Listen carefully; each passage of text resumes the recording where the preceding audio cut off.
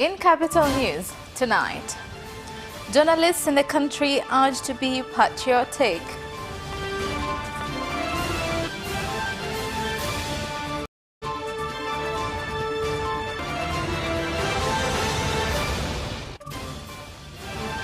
The police force in Geita has been urged to conduct patrols in order to curb crimes.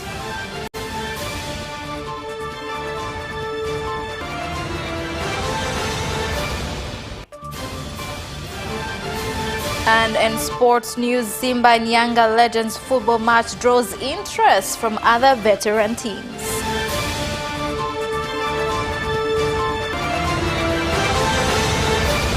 Good evening, this is Capital News at 9:30. My name is Khadija Zimbwe. First, the national news.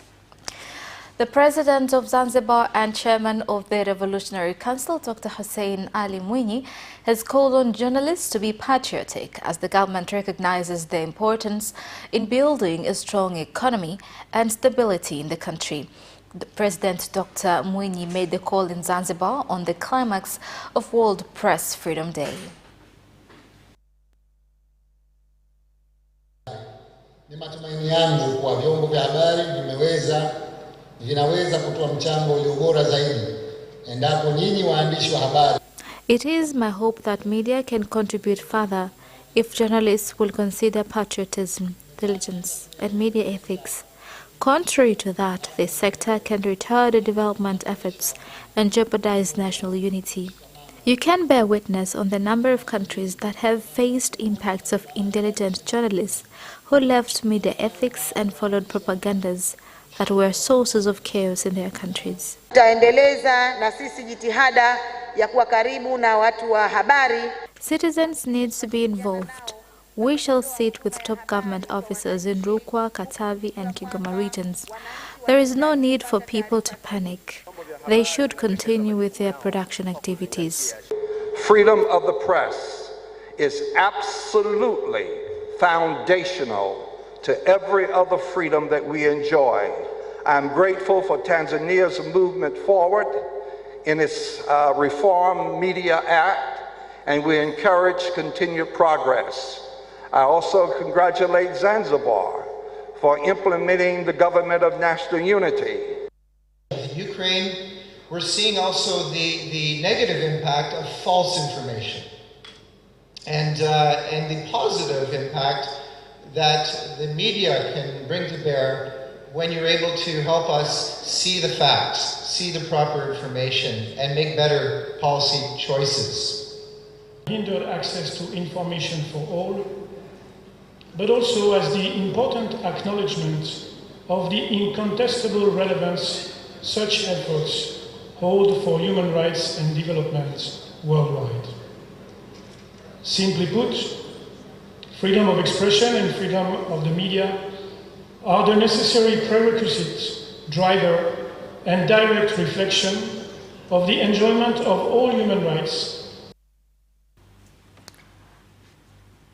A week after 10 bandits attacked 8 mobile money shops in Nyawilimilwa area in Geita region, where they stole over 30 million shillings and injured several guards, more than 100 traders in the area have decided to sleep out and protect their assets with a call to the police force to conduct patrols in order to curb crime in the area.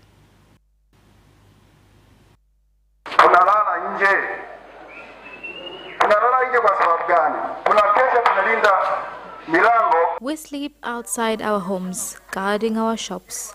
Traders pay taxes. We cannot waste the money.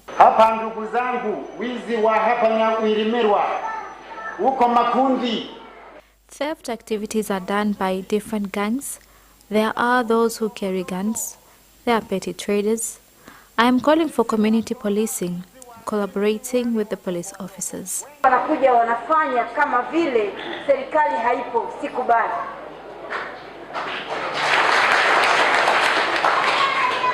I cannot accept people doing as they please, as if the government is not there. If there is anyone is suspected in this community, do not hesitate to send me SMS with names and I shall take action. Fulani kipila kinakuja, lazima heshima iwepo. Some members of parliament have said that the government's plan to close Lake Tanganyika for 3 months in order to allow fish species to increase has caused panic in Kigoma, Katavi and Rukwa regions. As citizens in the area who depend on fishing for their livelihood were not involved in the decision. The members of parliament made the statements when contributing to the budget of the Ministries of Livestock and Fisheries for the financial year of 2023-2024. Waziri, utakapokuja utuambie tafiti zako zinasema ni samaki wa aina gani wamepungua.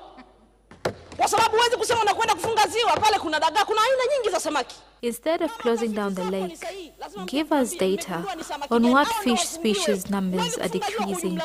Instead of closing the lake, while there is a particular species that you want to preserve. Sisi watu wa mkoa wa Kigoma, mkoa wa Rukwa na mkoa wa Katavi, uchumi wetu kwa 90% unategemea ziwa Tanganyika, Mheshimiwa Mwenyekiti. Na tumekuwa tukiongea hapa, tuna masikitiko kwa sababu tunaona serikali ni kama haitambui umuhimu wa ziwa Tanganyika. Mheshimiwa Mwenyekiti, haiwezekani leo hii bado siku 8 sisi wawakilishi wa wananchi hatuna taarifa rasmi kuhusu kufungwa kwa ziwa, kwamba wanahitaji kushirikishwa ipasavyo, na hoja hiyo tumeichukua kwa uzito wake, na kwa hivyo tutakaa nao waheshimiwa wabunge, wakuu wa mikoa ile inayohusika Katavi, Kigoma na Rukwa, waheshimiwa wakuu wa wilaya, tutakaa tutazungumza kwa pamoja.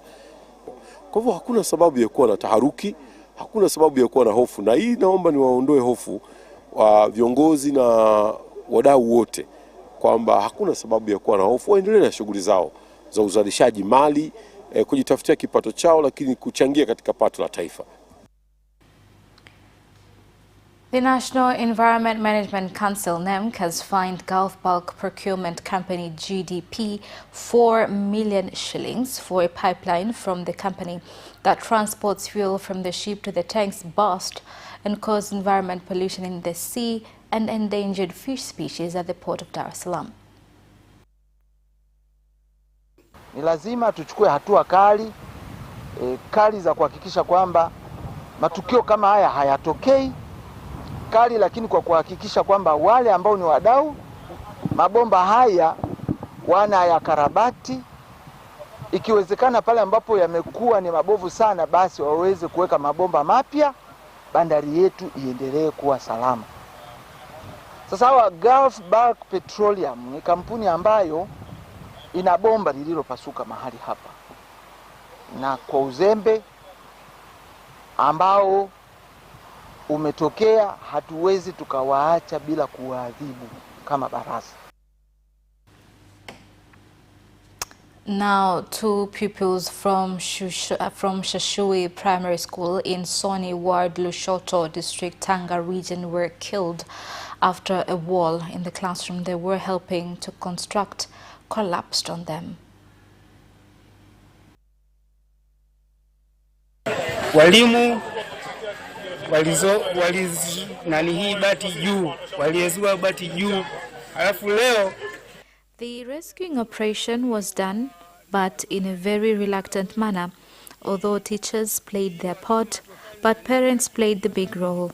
The government should intervene and take drastic measures to those responsible.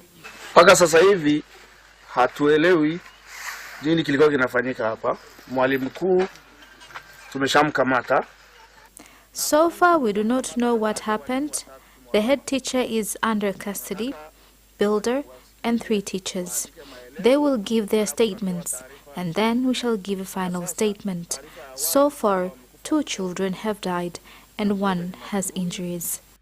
Niseme tu kwamba tumeumia sana, na serikali iko pamoja na nyinyi. We are deeply hurt. The government is with you in these difficult times. We were with Honorable District Commissioner. We have visited area of the scene. At Soni Health Center, there is no mortuary. These bodies will be taken to Lushoto District Hospital, and the injured child will be taken to Lushoto District Hospital for further treatments. My condolences to the families that have lost their loved ones. The government will be with you until the burials of our loved ones. Kwa bega mpaka kuwasili hawa imili. Now, moving on, the government has commended the executives of NMB Bank for innovative services provided and high quality customer care given to customers. The tribute was given by the Regional Commissioner of Arusha, John Mongela, when launching a new NMB branch in Kwamrombo area. Wa Arusha, huku ndiko ambako mji unaelekea. I would like to congratulate NMB for your creativity, because every day you come up with products that suits current demands by reaching out to the community whenever necessary. Tunafuraha sana kwa sababu hili ni tukio la kipekee. This is a very special move done by NMB Bank, which is implementation of our slogan of getting closer to people. This branch will drive our services closer to this community. Kwa niaba ya jiji la Arusha, nichukue nafasi hii kuwashukuru sana NMB kwa kutupa zawadi ya madawati, lakini imekuwa ni kawaida yenu. Now, residents from Materoni village in Moshi district, Kilimanjaro region have complained that the Mnambe water project has been taken from their management, and that this has caused many of them to fail to conduct social activities. They also claim that they do not know the whereabouts of funds raised from the project.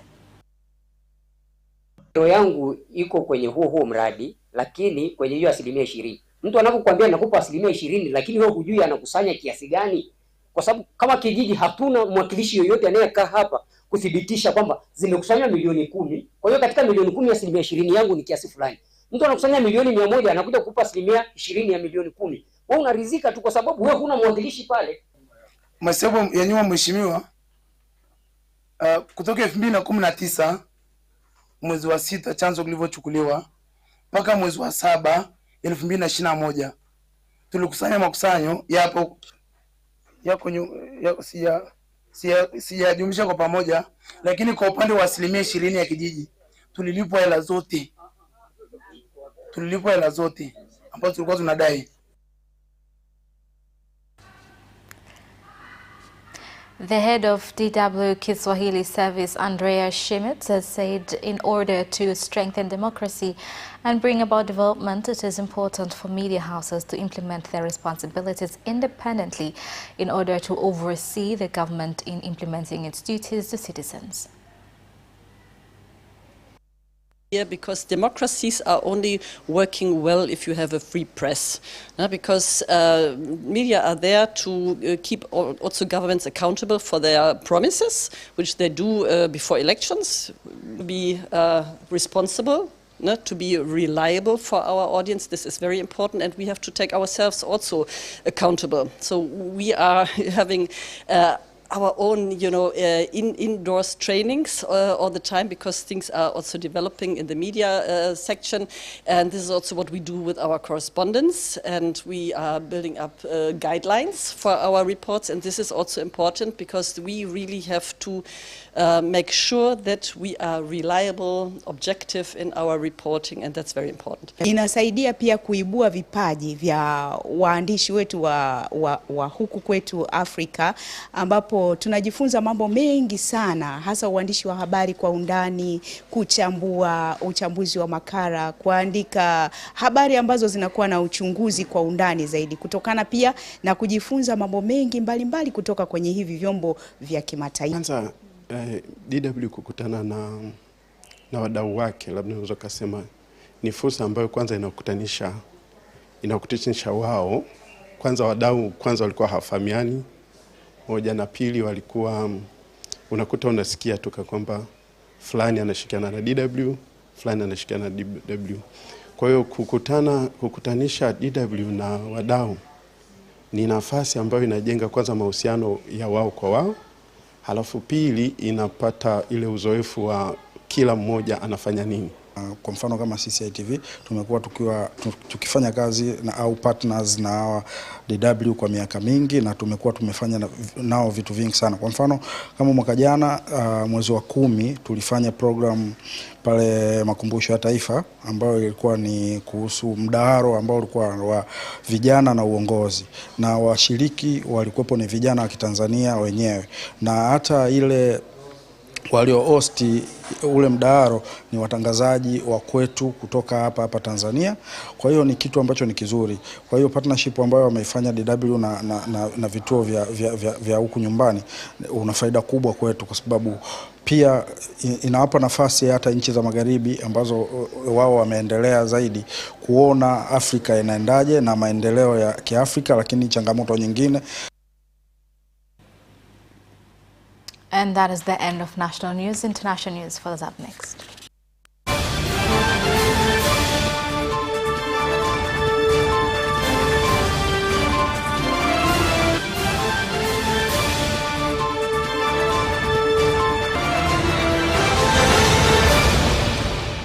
Welcome back, and in international news.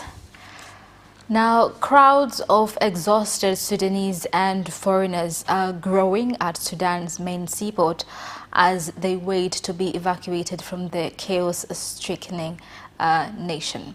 Now, the 2 weeks of fighting between the Sudanese army and the Parliamentary Rapid Support Forces (RSF) has displaced at least 334,000 people inside Sudan and sent tens of thousands of more to neighboring countries like Egypt, Chad, South Sudan, the Central African Republic, and Ethiopia, where almost 1,000 people arrived daily at the border. And I also discussed the situation in Sudan, and we underscored the need for the international community to support Kenya, IGAD, and the African Union in ongoing diplomatic efforts to resolve the conflict. We further agreed to call for a cessation of hostilities immediately without preconditions, assure the safety of civilians, including diplomatic and humanitarian personnel. As for Japan, I told the President that as the G7 presidency and a member of the UN Security Council, that Japan will make a proactive contribution.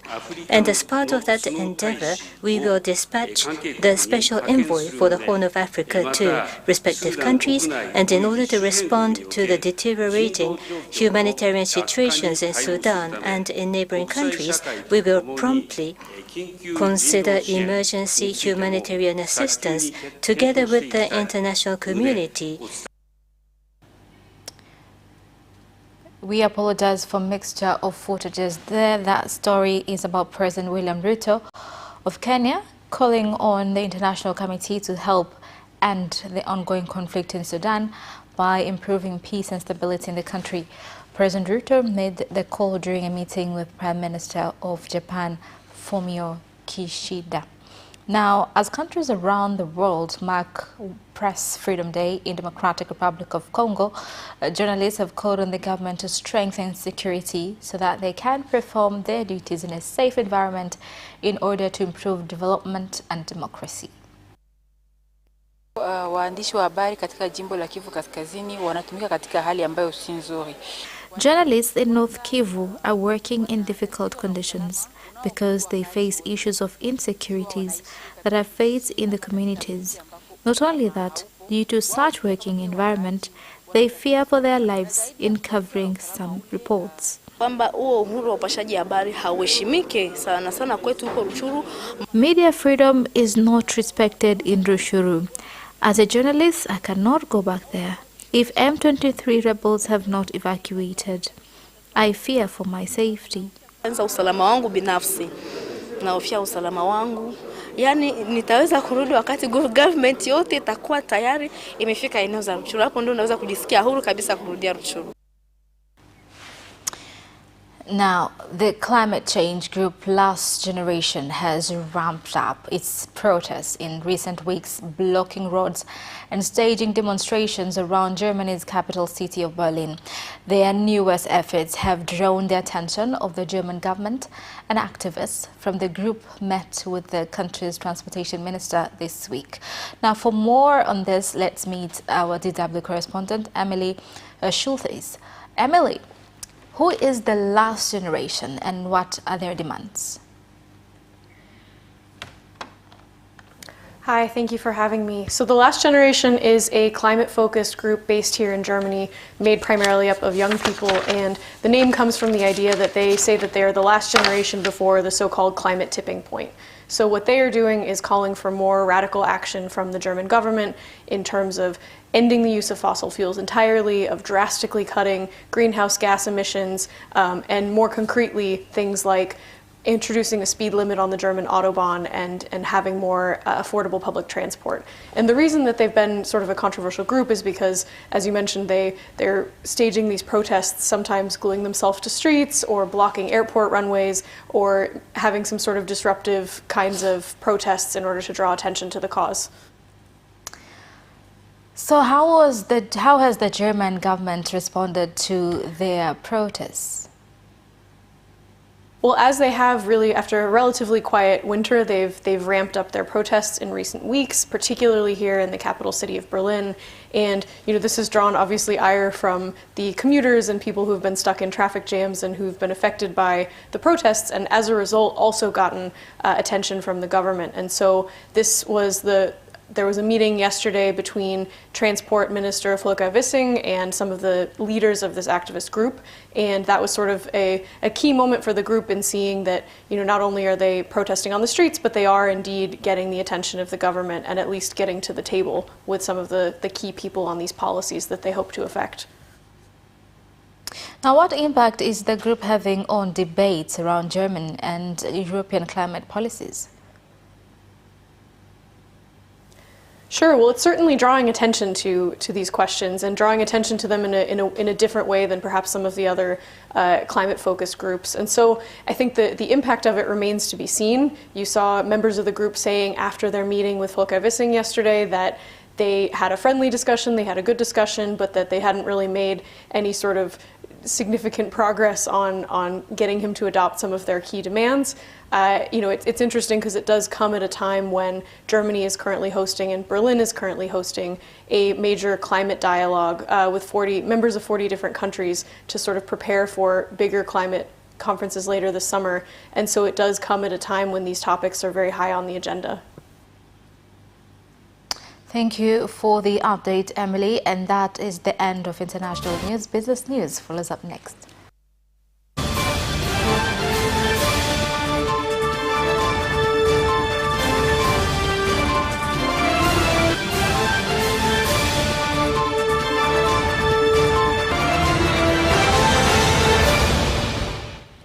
Welcome back, and in business news tonight. CRDB Bank has entered into an agreement with Precision Air for online ticket services that will enable customers buy tickets 24 hours via digital financial services provided by the bank. Na hii tunafanya kwamba sisi tuna wateja ambao wanasafiri na sisi katika destination mbalimbali ambazo tuko nazo. Kwa hiyo badala ya hawa wateja kupata tabu ya kuja paka kwenye ofisi zetu kwa ajili ya kupata hizo huduma, basi kupitia ile table card na zile huduma ambazo ziko ndani ya CRDB, basi wanaweza wakapata huduma za Precision Air. Especially kama tunaokuwa na shughuli za taifa Dodoma. Unaweza kuwa na muda kwamba leo hujui kama tusafiri, lakini kesho kaambiwa kwamba kuna kikao muhimu Dodoma. Hiyo ni saa 3.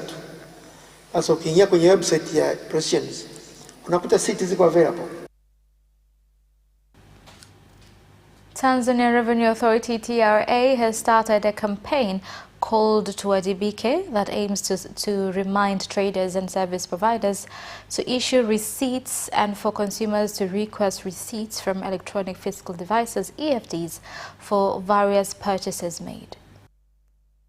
Ya kwamba anatoa risiti, tena risiti halali, risiti yenye vigezo vyote ambavyo vinahitajika kwa vigezo vyote, kwa maana ya kwamba risiti iwe na jina la biashara, iwe na kiwango sahihi cha pesa ambayo amepewa, iwe na tini ya mfanyabiashara, na itolewe kwa wakati husika, lakini vile vile tuhakikishe kwamba risiti hiyo imetolewa kwenye mashini ambayo inatambulika na TRA.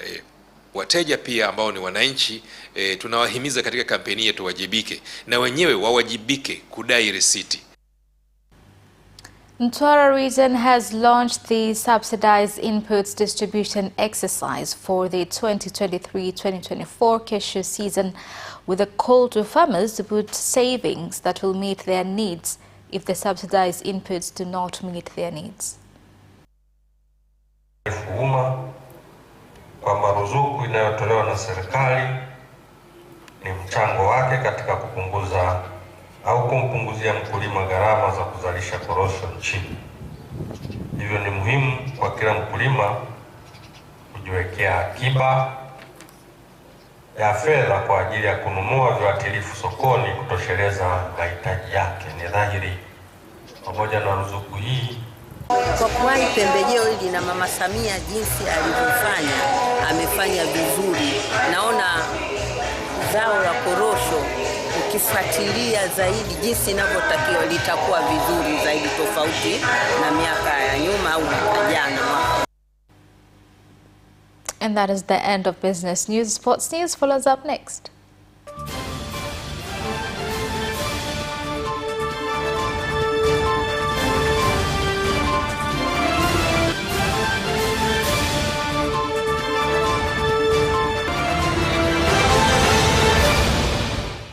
Welcome back, and in sports news tonight, the Simba and Yanga Legends football match scheduled for May 6th in Arusha has drawn the interest of other veteran teams from in and out of the country that include All Stars of Arusha and Legends football team from Kenya. Awali ya yote naomba niwatambulishe ya kwamba Arusha All Stars Veteran ni klabu ya mpira wa miguu ambayo inapatikanika katika jiji letu la Arusha. Klabu hii ni ya kiveteran. Klabu hii ina historia kubwa sana, ambayo ni klabu ya kwanza kuanzishwa katika vilabu vya veteran Tanzania. Kinachoendelea ni maandalizi ya mwisho kabisa kuelekea mchezo wetu wa kimataifa wa kirafiki na wageni wetu kutoka Kenya. Timu inaitwa League Family. Hao ni wachezaji wa nchini Kenya ambao wamecheza kiwango kikubwa cha ligi na timu za taifa. More than 3,000 runners are expected to compete in the Amsterdam City Marathon 2023, scheduled for May 7th, 2023. In another story, Benjamin Mkapa Secondary School has been the first school to host American football training and will also be used as the center of the new game in Tanzania that will involve different schools in Dar es Salaam. Tumejaribu kuinvite shule za jirani wenzetu ili tuweze kusambaza vizuri mashuleni. Kwa hiyo tuko walimu hapo wa shule zaidi ya 5 tukiwemo Benjamini wenyewe, Dar es Salaam Sekondari, Gerezani, Juhudi pamoja na Jangwani Sekondari. Sisi hapa ndo tunatoa mifano kwa shule nyingine. Yaani tumeteuliwa kuwa kama mfano kwa shule nyingine, kuonyesha the way mchezo unavyochezwa na pengine kushiriki hata mashindano ya kimataifa zaidi. Kuna michezo na mimi nimetamani kucheza. Na mimi nadhani nitakuwa mshiriki wa mchezo huo. And that sports item ends our news bulletin for tonight. My name is Khadija Zimbwe. Thank you for watching and good night.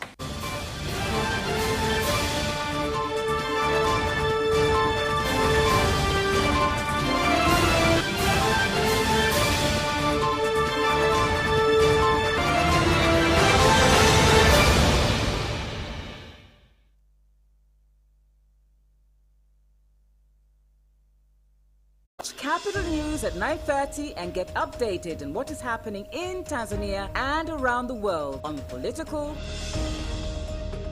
social, and economic issues and events, without forgetting business